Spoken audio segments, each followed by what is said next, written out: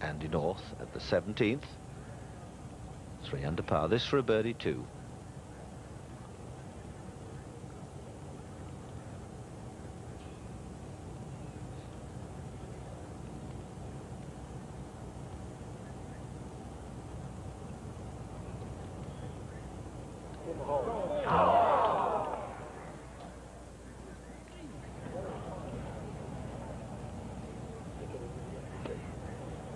Time and again, he's just shaved the hole, as Bob Murphy has done for a number of holes. But he holds his ground, remains 3 under.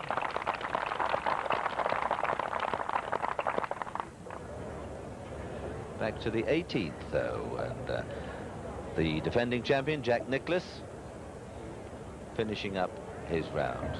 Well, he 3-putted the last hole. He has this putt for a birdie. Nelson hold his putt, and so he remains at 8 under par. Now Nicklaus, this for a round of 70 today.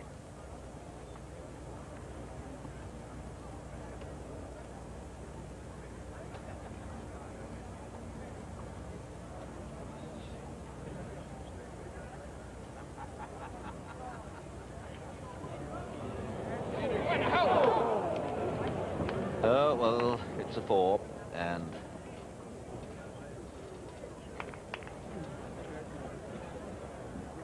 taking his time, and it's in, and slightly disconsolate, Nicklaus, because he was playing so very well in the middle of the round, and then just a couple of shots slipped away from him, and he finishes at level par, which is the equivalent of 3 70s, which on this very difficult course surely is very good. Scoring is excellent. We didn't think too many people would break par. Lots of comment before the championship started that not many people would break par. Was it more difficult than when the Open Championship was played here in 1976? Well, the standard of scoring has been quite remarkable, in my opinion. The greens have been holding. Probably that's made it a lot easier. The rough is wet. I don't honestly think it's quite as thick as it was in 1976, but the skill of all the players concerned is truly remarkable. And this man is leading the way, looking so comfortable and easy. Larry Nelson, he's now 4 strokes in the lead, and it's a delight to see a craftsman go about his work, selecting the club, making it, thinking it out, thinking of his tempo, his rhythm, almost like an open-air game of chess. Now, going back, lining up his shot, looking across the water to that wide, narrow green. Hands well forward, Nelson. Interesting address position.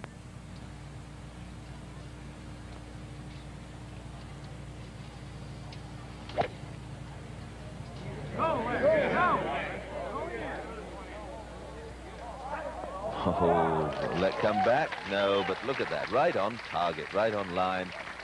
Another superb stroke.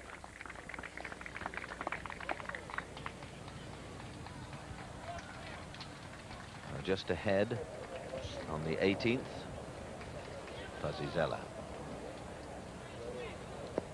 Holding second place at the moment. Here he goes.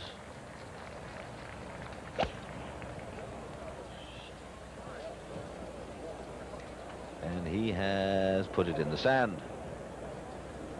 Steered it away from the water, now in the sand.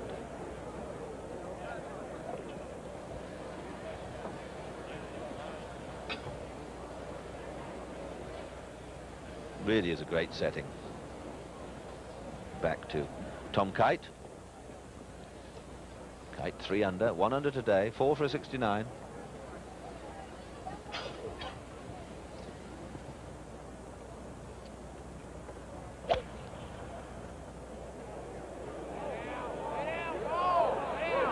And that's a magnificent shot.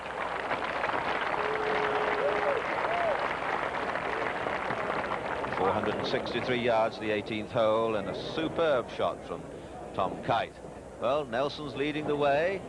We'll be back with more golf after these messages. Andy North, former U.S. Open champion, teeing it up on the 18th hole. 463-yard par 4. Water on your left on the first shot. You have to go over the water on your second. It's right in the middle, Jim. It's perfect drive. Okay. Thank you, John. John Schroeder out on the fairway. As you look from our crane camera, I think it's about 150 feet above sea level, or water level here in the pond. Now Jerry Pate, just a minute or two ago, hitting his second shot. Because he had to pitch out, Jim. This is his third shot to 18. Right. And a good one, but lying there in free on the par 4 hole. Now the applause growing here at the 18 as that particular group comes up. But here's where they stand. Nelson by 4 over Fuzzy Zeller, now all alone by himself in second place, but he's in the bunker to the left of the green on 18 at the moment. Then Andy North, Tom Kite, Bob Eastwood. Now Nelson has that 4-shot lead, but if you put that aside, should he falter tomorrow, at the moment there are 10 golfers within 3 shots of each other. It could be a cavalry charge. Well, I'm convinced these guys really don't know how well they played. The first part of the week, when you talk to them, they said, oh, 278, maybe 280, and here's Larry out there, 8 under par, and a gang of them can shoot 278 from where they are. Well, there's Fuzzy hitting out of the sand on 18. His third shot, good, but it's left him a little bit short. Well, you want to be a little short there. That lake is on the other side of the flag in case you just catch it a little thin. If he keeps this hairdo, people will start thinking he's called Fuzzy because his hair is fuzzy, and that isn't true. His name is Frank Urban Zeller, F-U-Z, and that's where the fuzzy came from. Oh, I thought he got that hair done in a pet shop. That was the rumor going around earlier in the week. Okay. 17. Yeah. Rossi, who is that over there? Oh, it's Murph. Bob Murphy. Well, he's run into a bad streak here. Murphy, who led when the day began, is now 2 under for the championship, but 3 over for the day. And he's gone double bogey and bogey on the last 2 holes, and more problems here. The thing that gets you, he hit a number of good shots there in the middle, and the putts all hit the left side or right side and stayed out. And then you hit the one bad shot, and a double bogey jumps up and gets you. So that really does destroy it. You say, you know, why me? Well, it's got to be somebody, right? That's right. Bob Murphy, very injury prone during his career. And in fact, just a week or 2 ago, a lady was walking past and his bag was next to him, and she bumped into it, and in grabbing the bag, he hurt his thumb. Had nothing to do with golf. He went home, put a splint or something on it for the weekend, and he's been playing obviously very well here up until the last 2 holes. Eastwood has faltered. Murphy has faltered. Zeller has come on a bit, but he's got a tough putt for a par on 18. Now here is Jerry Pate needing this for a par, and that would keep him at 2 under for the championship, 1 under for the day. Tough putt here. Looks like just a left, a little outside the left, and most players have overread this today. It's a good putt, but but that broke a lot. lot. Yeah. Good roll. Now Bob Eastwood back on 17. This could be a birdie if it were just hit a bit harder. Well, again, there's the look of Pate is against me, so we all feel that way. It's just, you know, one thing after another thing. You cannot give Larry Nelson a 4 or 5 shot lead. Mm-hmm. He's playing so well, and if he can just drive the ball in the fairway, which he's doing perfectly, you're not going to beat that young man. We're going to find out tomorrow when we're here live for 3.5 hours, starting at 3:30 Eastern Time. Now Murphy needing this for the par. And up here Tom Kite with this attempt at a birdie. Tom Kite, who is 3 under, remember, 1 under for the day. Could move him into a tie for second place. This putt for 68, oh, kept it too high. Now that didn't break at all. No. Looks like that has to move to the left. The short putt then for the 69. Murphy for the par.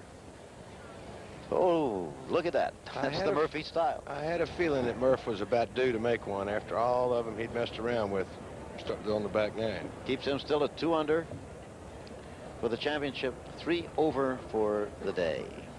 Tom Kite with the short one there on the right of your screen for par 4 and a round of 69 to add to previous 71 and 67.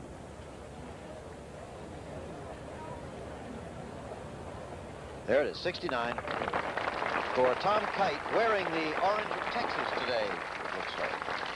It's not quite burnt orange, but it'll do till he gets his burnt orange clothes in here. That's right. Now Larry Nelson. 2 big putts coming up, Jim. Fuzzy's for a par at 18. Larry's here at 17 for a 2. Did he hit it? He's got the touch today. That one very, very close again. If he'd hit it just a little harder or played just a little more break. Now Fuzzy for the par. Remember, needing this for the par on 18, having come out of the sand for his 3rd shot. Okay, well done. That could be very important tomorrow. Fuzzy Zoeller making his par on 18. A round of 68 today, 2 under par. His previous round, 70 and 68. That's his second 68 in a row. Man out of Indiana. Good to see him playing well, too, Jim. He's had some back problems through the years, but he won at Colonial this year, which is a very fine, very hard golf course. And I hope that his back problems are past. Now Jerry Pate for bogey. He's had previous rounds of 71 and 68. That's a round of 70 today. Even par 70 for Jerry Pate, who on this very hole hit one of perhaps the world's most famous 5-iron when he won the U.S. Open. Certainly one of the best 5-irons I ever saw. I can't get him to admit he wasn't aiming at the flag, though.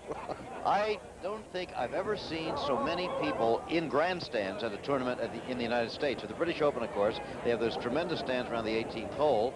Here, in addition to the umbrella shaded tables on the terrace, they also have the grandstands, which seat about 6,000 people. It's really a beautiful sight here today with the clouds finally rolling by. We hope this is going to be that way tomorrow. Great facility, Jim, for a major golf tournament. Sure is. The Hambletonian, remember, coming right up.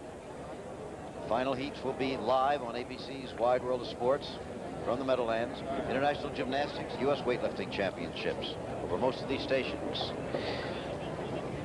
Bill Fleming is with Jack Nicklaus. Bill? Time to have a word with Jack about what the chances are of defending the championship successfully. Well, I'm going to have to shoot an awful good round tomorrow, Bill. I think that I'm playing well enough too. I've kept the ball in play pretty well, and I feel like I can get the ball reasonably close to the hole, but I've got to make some putts. And you know, you haven't had any trouble at all on this golf course. Not much. No, I haven't been too much trouble, except for the first 9 holes that I started out. I was 4 over after 8 holes, and since then I've played fairly decently. The back 9 today, I missed a few short putts, but I've just got to make some putts. If I can get it around in mid-60s somewhere, I'll be all right. Just a 65 on this golf course, huh? Well, that's par 70. You can shoot 65 if you play well. All right, good luck, Jack. Thanks, Bill. Jim? Andy North's second shot here on 18. On the back left. Andy at 3 under for this championship. Still a contender. 18 more holes tomorrow, and we'll be right back. There's a view of this spectacular 18th hole. There's the leaderboard. Larry Nelson leading the way by 4 strokes from Fuzzy Zoeller, who's just completed his round in a splendid score of 68. And only a few players left out on the course now, Nelson being one of them, just coming down this very spectacular 18th hole. Okay, we're going to have a quick word right now, Peter, from Howard Cosell, who is standing by ready to cover the Hambletonian at the Meadowlands in New Jersey. Are you there, Howard?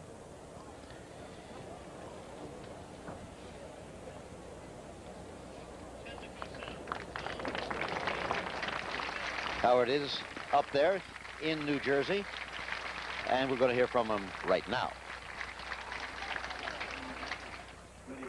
Hello again, everyone. It's a rainy day, a sloppy track here at the Meadowlands Racetrack in East Rutherford, New Jersey, within sight of the skyscrapers of New York City itself. We're awaiting in a very few minutes, and you'll be seeing on Wide World of Sports the 56th running of the Hambletonian, the most prestigious race in harness racing, and the middle leg of the trotting Triple Crown. We look forward to it. the field is almost evenly divided. Not a single great or outstanding horse in it, and yet all very good competitors with some of the most famous drivers in the world from all over the world. And so, the Hambletonian, which started at the Syracuse State Fairgrounds, went to Goshen, then DuQuoin, finally comes to within the geographical proximity of the Big Apple itself, and the crowd is excited about the prospects. So be with us on Wide World. Now back to the PGA. Now we're back at the Atlanta Athletic Club. Look at that view from overhead of the 18th with the crowd gathered around in the grandstand, others behind the gallery ropes. Because of the fact that they had to finish up the second round early this morning, they started the golfers on first tee and on the 10th tee. And we have some scores to tell you that concern that. There is Andy North. He'll have that left for a par. Good putt. And if he makes it, it'll be an even par round of 70 to keep him at 3 under in the PGA Championship. We were saying that they start on both 9, so some people finished up on the front knot, and among them was Bill Rogers, the British Open champion. After just making the cut, he had a 66 today to tie the course record. He's still, however, 3 over for the championship. Let's take one more quick break, and we'll be back. Again, we're at the Atlanta Athletic Club, where Larry Nelson leads the PGA by 4 shots over Fuzzy Zoeller, who has completed his round today. Nelson, playing the last hole, has already hit his tee shot. We may, however, not be able to show you his second shot or how he finishes up before we leave the air. However, during ABC's Wide World of Sports over most of these stations, we will come back for a report on how he finished. Now, this is Andy North for his par on the 18th hole. All right, safely done. Andy North with a round of 70, even par today to add to 68 and 69 in the first 2 rounds. And he's at 3 under, not out of it by any stretch. He's finished second the last 2 weeks on the comeback trail, the former U.S. Open champion, very much so. And Dan Pohl shot 73 for 209 total, and Vance Hefner shot 71, so not bad, but Larry Nelson has just got this course by the throat right now. Well, that's right. There he is, the leader in the championship, and if he pars this final hole, he'll tie the 54-hole record for the PGA. Of course, that's obviously since it went to stroke play. For many years, it was a match play championship. Since 1958. That's right. Stroke play. Once again, we will be coming back for a report on how Larry Nelson finishes up here. The Hambletonian standing by, and of course, that is also going to be live coverage of the final heats there. You look at some of the other leaders here. Jack Nicklaus at even par, you saw there. Joe Inman, who had a good round today. J.C. Sneed. Ray Floyd played well. Old Don January rolling along. There is the leader, Larry Nelson. Again, we will be back for a report on what happens from this point on as he tries to go over the water. Travel arrangements made through and a promotional fee paid by United Airlines. United flies more people to Hawaii than any other airline. That's what friendly skies are all about. Once again, the third round leader, it appears, will be Larry Nelson.